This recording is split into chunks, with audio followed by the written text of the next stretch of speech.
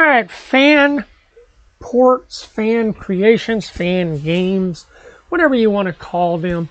They're basically games that are made by independent homebrew developers that do not own the rights to the characters, the intellectual property, etc. that they are making a game around. I bring that up because of the Final Fight for Sega Genesis, Sega Mega Drive fan port that is currently making the rounds again. And what concerns me is the developer is breaking a rule for fan ports, and that is accepting money for their work. Now, I say this because they're using Patreon and itch.io, which I believe the itch.io version is close to the same development. It's very unclear, but I assume it's close to the development of the version that you can gain access to by being a Patreon supporter. Now, that's where the concern is most companies, like say Konami, I know it's not Capcom, but like Konami is fairly cool with fans using their IPs and such to make fan games as long as no money is exchanged. Capcom has kind of turned a blind eye, unless they were working on a port of their own, a remake of such as the Resident Evil fan port back in, I believe it was Resident Evil 2 back in 2015. They also did this again for the Resident Evil 1 and Resident Evil Code Veronica back in 2022. Now, if you go over I'll have links to everything in the description below. In 2022, those versions of the Resident Evil 1 and Code Veronica apparently were targeted because the developers were using fan funding via PayPal.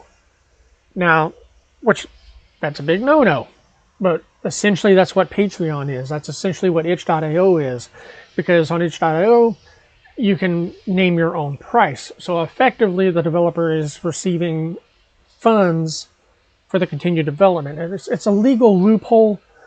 I know they have it available on itch.io where you can just download it without paying anything. But as soon as a fan gives you like $1, you've officially broken the rules or the gray area of fan remakes and such.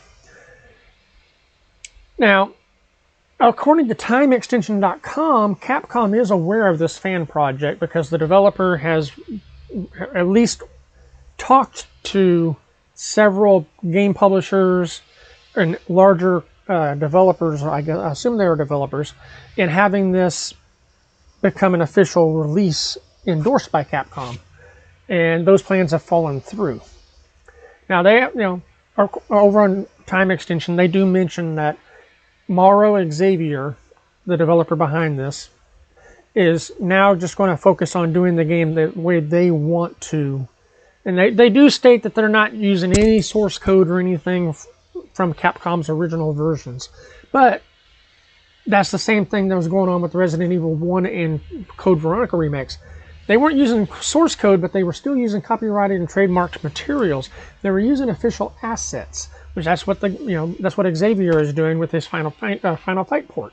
He may not be using source code, but he's still using copyrighted and trademarked. He's using official Capcom assets.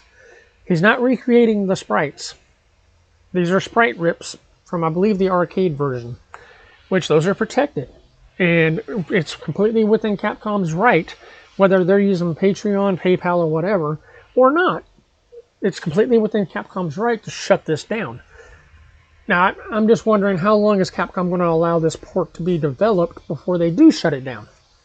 Because, like I said, apparently they're already aware of this project. It's just now it's a matter of time. Are you a fan of Final Fight? For me, I am. I mean, that was the reason I bought a Super Nintendo. When I found out Final Fight was coming to the Super Nintendo, I bought a Super Nintendo. And I believe Final Fight was either the first or second game I purchased for the Super Nintendo. Obviously, Super Mario World 1 was the pack-in game, but I can't remember if I picked up Final Fight and SimCity at the same time or if I picked up SimCity first. Anyway, Let me know in the comments below. What do you think about this? You think Capcom's going to shut it down, or you think Capcom's going to let this fly under the radar?